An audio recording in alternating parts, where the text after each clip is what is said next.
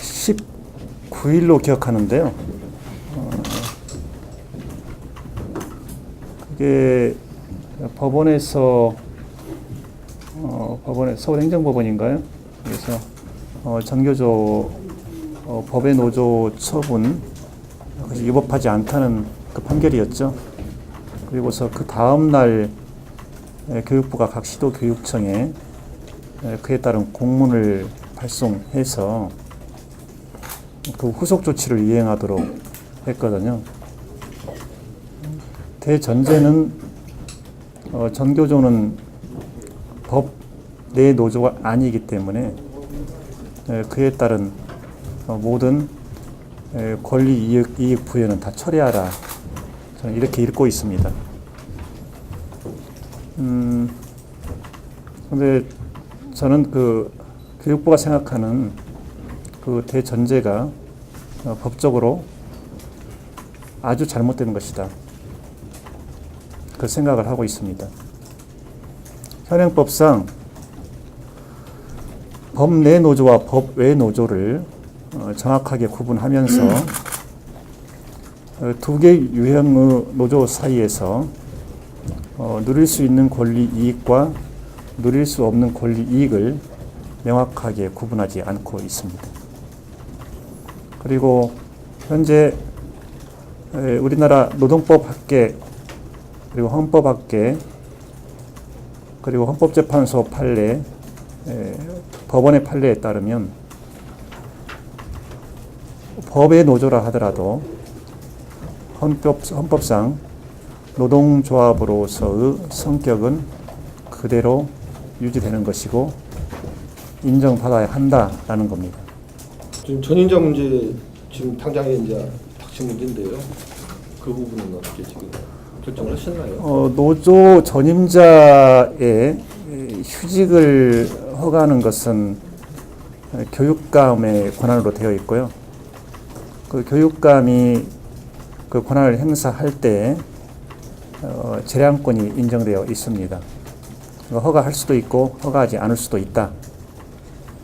다만 허가를 거부하는 것이 노조의 정상적 활동을 침해해서는 안 된다라는 명백한 조리상의 한계는 있겠죠. 휴직 허가를 취소할 때도 마찬가지입니다. 현재 어떤 경우에 노조 전임자 허가를 취소할 수 있다 또는 취소해야 한다라는 명문의 법적 규정은 존재하지 않습니다. 다만 이렇게 해석할 수는 있습니다. 사단법인 노동법연구소 해밀입니다. 거기에서 저기네요. 민변입니다. 민변. 정정합니다. 민변에서 보내온 답변서를 보니까 이렇게 말하고 있습니다. 전임자 허가의 취소. 첫 번째, 법의 노조 역시 헌법상의 조합으로서 헌법상의 단결권 등을 누릴 수 있으므로 고용노동부에 법의 노조 통보가 있었다는 사정만으로 종래 전임자 허가 처분을 취소하여야 할 중대한 공익상의 필요가 있다고 보기 어렵다. 둘째, 현재 고용노동부의 법의 노조 통보의 적법성이 다투어지고 있음에도 불구하고 이를 이유로 전임자 허가 처분을 취소할 경우 이로 인한 학교 현장의 혼란, 학생의 학습권 침해 등은 피할 수 없다. 세 번째, 이에 임용권자는 관리 금지 규정이 없는 이상 그 재량 범위 내에서 전임자 허가 처분을 유지할 수 있다. 네 번째, 나아가 오히려 전임자나 조합 간부의 조합 활동상에 곤란을 주기 위하여 내리는 원직 복귀 명령은 노조의 조직 운영에 대한 지배 개입으로서 부당 노동행위에 해당하는 점 등에 비춰볼 때 고용노동부가 전교조에 대하여 법의 노조 통보를 했다는 사정만으로 종래 전임자 허가 처분의 취소 사유가 발생하였다고 보기는 어렵다. 이게 민변이 보내온 답변서. 그렇다면 만약 예를 들어서 교육부에서 이제 직무이행 명령이 이제 강행이 되면 이미 내렸죠, 직무유예 명령은. 그렇게 되면 김 국장님께서 만약 아예에서 이제 그쪽에서 법적인 어떤 조치까지 간다면 또 거기에 대응할 그런 의사를 갖고 계시다는 얘기인가요? 이 점을 좀 말씀드리고 싶어요. 교육부는 교원의 법적 지위와 교원 노조의 법적 지위를 보호할 책무가 있다.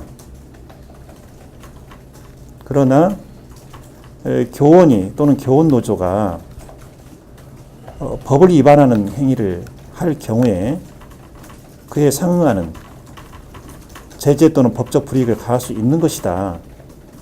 이렇게 원칙과 외의 도식이 이렇게 성립된다는 거죠. 현재 교육부가 하는 것을 보면 원직 복직 명령, 또 사무실 회수 이런 여러 지시를 내리면서 그 목표 지점은 전교조 와해 여기에 가 있다. 그런 의심을 지울 수가 없다는 거예요. 교육부 존재하는 이유가 뭐냐는 교원 노조도 아닌 교원 단체, 특정 교원 단체에 대해서는 교원지 향상을 위한 특별법이라고 하나 특별법까지 만들어서 보호를 하고 있습니다. 거기에는 구성원이 교원만 들어가 있는 것이 아니라 대학 교수까지 다 들어가 있어요. 단체 교섭권을 부여하고 있고 이렇게 버젓이 법적 차별을 행하는 것이 우리 헌법상 활용되는 것이냐, 이게 국가기관에서 할 일이냐, 이런 질문을 하고 싶거든요. 도대체 우리 헌법 제11조 제1항이 규정하고 있는 일반적 평등의 원칙은 어디로 간 거냐.